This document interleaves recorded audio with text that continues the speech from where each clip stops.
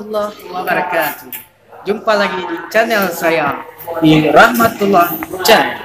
Kali ini saya akan berbagi pengalaman, berbagi sedikit ilmu tentang cara pemosongan refrigeran kulkas satu pintu dan cara pengisiannya. Bagaimana caranya? Mari kita lihat video berikut ini. Jangan lupa kalau Anda suka video ini, like, comment, and subscribe di channel saya. Terima kasih. Assalamualaikum warahmatullahi wabarakatuh.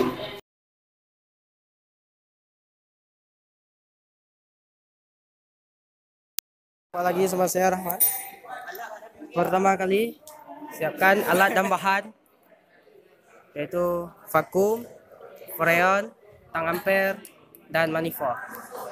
Kita pasang yang kuning di freon, merah di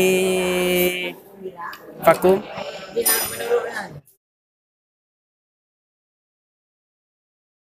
yang kuning di freon, biru di kompresor.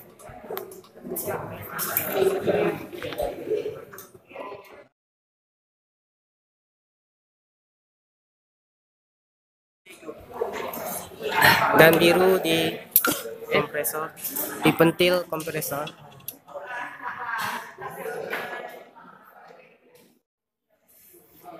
Dan langkah awal kita buka semua. Kita buka semua sampai habis. Oke, setelah semua kita pasang yang benar, kita hidupkan vakum. Kita lihat sampai minus 30. Harus sampai minus 30.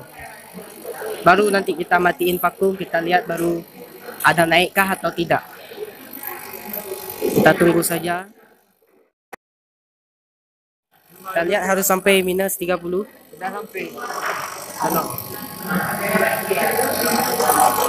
Hampir mendekati vakum itu. Kita lihat sampai minus 30. Kalau sudah minus 30, kita matikan vakum. Aku mati vakum. Oke. Tutup yang warna merah. Dan kita matikan vakum. Kita buka biru, tutup merah. Tunggu sampai 15 menit atau 30 menit, lebih bagus 1 jam.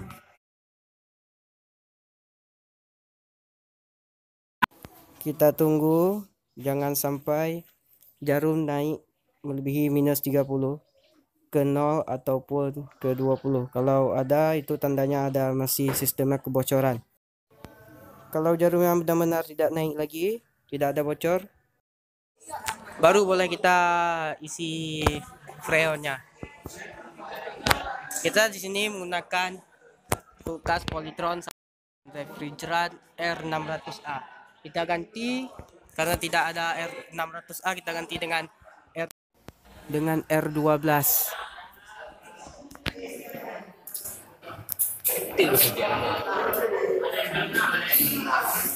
Kita tunggu sampai 30 menit. Jangan sampai naik jarum melewati minus 30.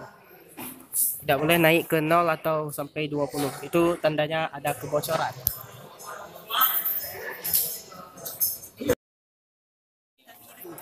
Oke, langkah selanjutnya kita taruh tang ampere di 20 ampere.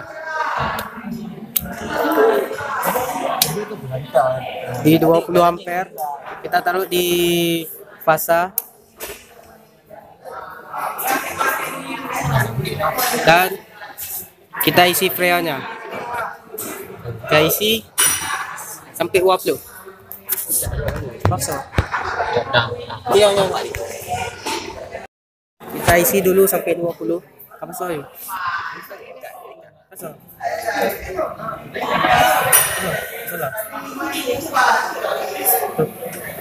Tuh. Oke, cukup sampai di sini.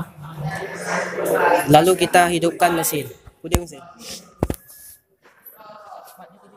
Nak aja. Puding mesin. Tukar. Tukar boleh vakum. Tukar. Sambung. Kita hidupkan mesin. Kita jangan lupa tang ampere. Dan manifold akan turun ke 0. Sudah sampai 0, kita isi lagi. Asalah.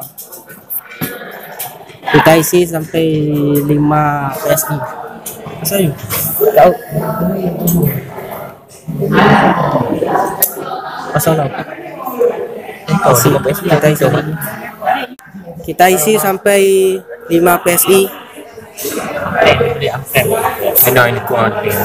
Kulkas ini batasan sampai 5 atau sampai 10 PSI. Jadi bisa kita isi sini. Udang perah. Belum sampai 5 PSI, pasal kita isi lagi. Apa salah macam ni? Hansip ah.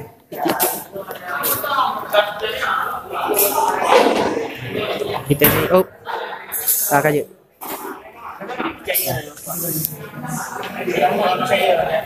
Kenapa? Dan langkah selanjutnya kita lihat apa mulai panas. Sudah mulai. Dan kita lihat tidak bagian dalam ada seperti suara air. Dan kita pegang sudah mulai dingin. Kita tunggu saja. Fresh deh. Kita lihat ampere sama dengan tabel 65 watt.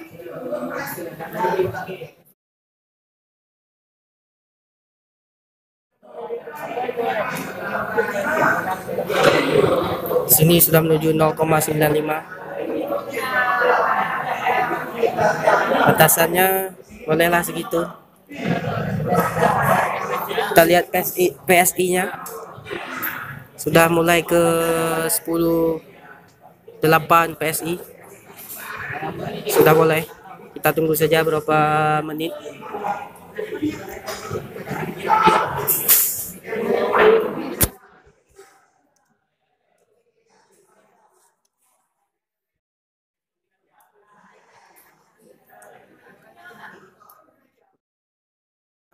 Langkah selanjutnya sudah kita isi dengan baik, ampernya bagus, dan kita akan mengecek suhu yang ada di bagian pipa kecil dan pipa besar pakai termometer.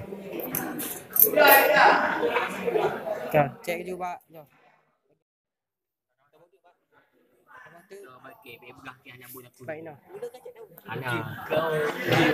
Kita taruh di bagian pipa tekan.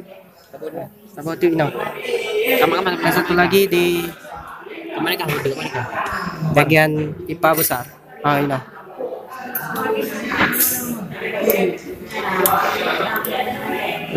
Untuk melihat suhu refrigeran di bagian dalam, kita lihat di manifold. Di bagian hitam itu, di R12 di bagian hitam sudah mulai suhunya minus 18.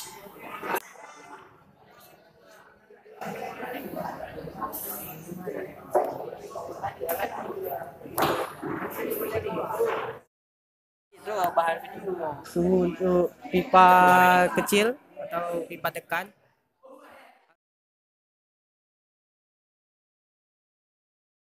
45 sampai 47. Di sini sudah boleh. Itu harus mencapai 27. Suhu ruangan 27. 17. Sudah mulai minus 7. Mulai memanas di bagian kondensor. Bagian evaporator sudah mulai mendingin. Tandanya baik. Oke, sekian video saya. Semoga bermanfaat. Jangan lupa like, komen, dan subscribe ya. Terima kasih. Assalamualaikum warahmatullahi wabarakatuh.